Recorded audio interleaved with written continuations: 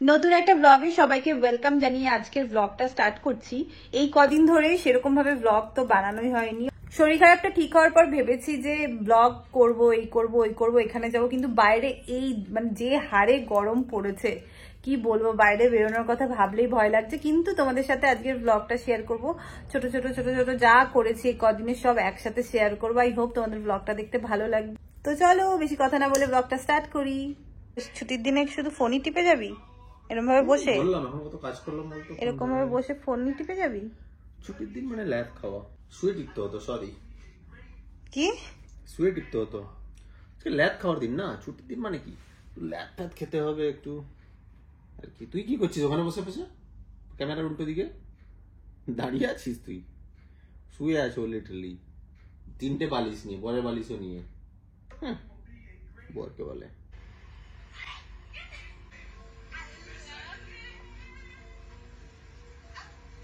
এবার এখানে এসে শুয়েছে, দেখো তোমরা, শুধু শুচ্ছে। তুই বলে উঠবি? তুই স্নান করে বেরোলে আমি তারপর উঠবো। স্নান করে বেরোনো, ঘরের কত কাজ থাকে তো ছুটির দিনে। কোনো কাজ নেই, সব পরিষ্কার। সুন্দর ল্যাদটা খাচ্ছে দেখো। আরে ঠিক আছে ঠিক আছে, ল্যাদ খা তুই, আমি যাই স্নান থেকে এসে যত এসে দেখি তুই একদম রেডি। স্নান টান করে আমরা একটুখানি বিকেলবেলা বেরিয়েছিলাম দুজনে মিলে, এখানে পাশেই, বেশি দূরে যাচ্ছি না কারণ খুব গরম। তো এখান থেকে আমরা আগে পকোড়া অর্ডার করলাম আর চা অর্ডার করেছি দুজনে। বেশি দূরে বলতে এটা আমাদের বিল্ডিংয়ের নিচেই একটা ক্যাফেটেরিয়া ছোট্ট, এখানে চা পকোড়াটা খুব টেস্টি পাওয়া যায়। অন্যান্য জায়গায় আমি পকোড়া মানে খেয়েছি এখানে, কিন্তু সব জায়গায় না খুব বেশি কারি পাতা দিয়ে দেয় বলে আমি খেতে পারি না। এখানে বেশ ভালো করে, মনে হয় বাড়িতে বানানোর মতো। আর শাহরুখ তো দুধ চা, আর আমি তো জানোই আমি হচ্ছে লাল চা খেতে ভালোবাসি। এখানে না সাওয়ারমাও পাওয়া যায়, যেটা আমরা কখনো ফলোই করিনি, এতদিন থাকি। তো আমি বললাম এত দূরে যাই মাঝে মাঝে সাওয়ারমা খেতে, মানে খুব দূরে না হলেও পায়ে হেঁটে অনেকটা যেতে হয়। তো এখান থেকেও একটা অর্ডার কর, খেয়ে দেখি কেমন হয়, চল এখান থেকে ট্রাই করি। আর দেখো বাইরে ঠিক এরকম লাগছে, ওয়েদার খুবই বাজে, মানে খুবই গরম পড়েছে।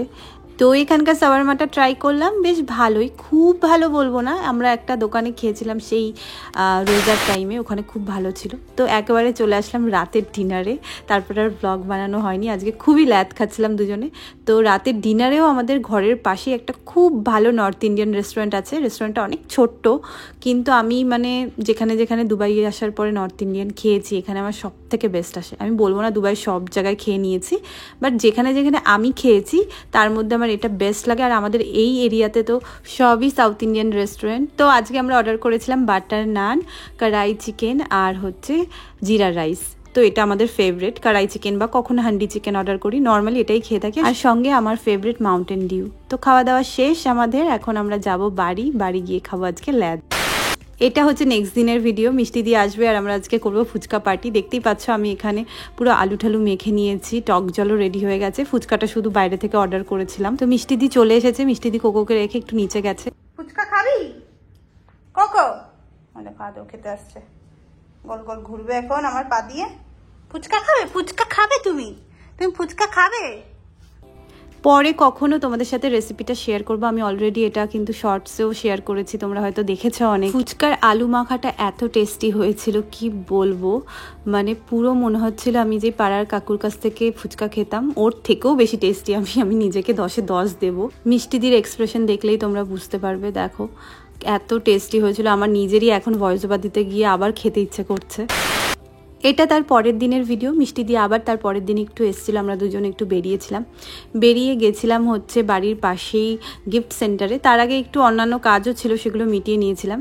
গিফট সেন্টারে গিয়ে দুজনে একটু শপিং করেছিলাম। আমি বেসিক্যালি কিছু কিনিনি, মিষ্টি দিয়ে কিনেছিল। তো আমরা যখন দুজন থাকি তখন না এত গল্প করি যে ভিডিও বানাতেই ভুলে যাই। তো এই যে দুজনে দুটো কোকোনাট ওয়াটার খেতে খেতে একটা জায়গায় গিয়ে বসবো এখন। সামনে খুব সুন্দর একটা জায়গা আছে, গাছ আছে, তার নিচে চেয়ার মতো করা আছে। তো এই জায়গাটা বসতে আমাদের ভালো লাগে, বাট এত গরম আমরা 2 মিনিট বসেই আবার ফেরত চলে এসেছি। ভিডিও ওখানে আর বানানো হয়নি। তো আর কি, এখন আমরা বাড়ি যাব, দুজনে মিলে ল্যাদ খাবো, তারপর ডিনার বানাবো, তারপরে মিষ্টি দি বাড়ি চলে যাবে।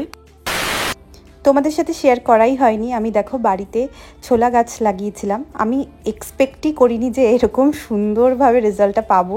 মানে আমি জাস্ট ছোলা দিয়ে, ঘরে ছোলা ছিল, সেই ছোলা দিয়ে ট্রাই করেছিলাম ঘরে যে ছোলার শাক একটু খেতে পারবো। ছোলার শাকটা তো এখানে আমি দেখিনি খুব সচরাচর, মানে দেখিনি বলতে পারো, সব রকম শাক দেখলেও।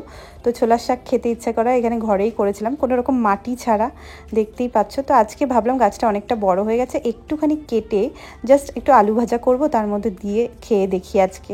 আমি ঠিক করেছি এবার শীতকাল আসলে অনেক গাছ লাগাবো আমি। এখন যেহেতু গরম বাইরে, তো গাছ রাখাই যাবে না, সব খারাপ হয়ে যাবে। এটা যেহেতু আমি কিচেনে আমার অনেকটা আলো আসে, ওখানেই হয়ে গেছে এই গাছটা।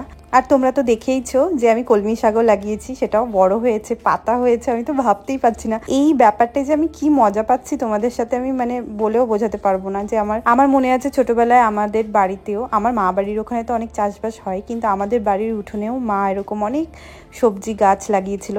তখন তো দেখেই মজা পেতাম, কিন্তু এখন আমি বুঝতে পারছি মা কতটা আনন্দ পেত হয়তো এইসব সবজি গাছ টাছ লাগিয়ে। তো এইটুখানি শাক দিয়ে তো আর অনেকটা শাক হবে না, তো এটা আমি আলু ভাজার মধ্যে দেবো ডিসাইড করেছি। একটু কালো জিরে দিয়ে আলু ভাজা করব, তার মধ্যে শাকগুলো কুচি কুচি করে দিয়ে দেবো, একটু ফ্রাই করব। তো দেখো এরকমই করেছিলাম, রান্নার আর রেসিপিটা শেয়ার করলাম না। তো আশা করি আজকের ব্লগটা তোমাদের ভালো লেগেছে, তাহলে খুব শিগগিরই দেখা হচ্ছে নেক্সট ব্লগে। Till then tata, bye bye and take care.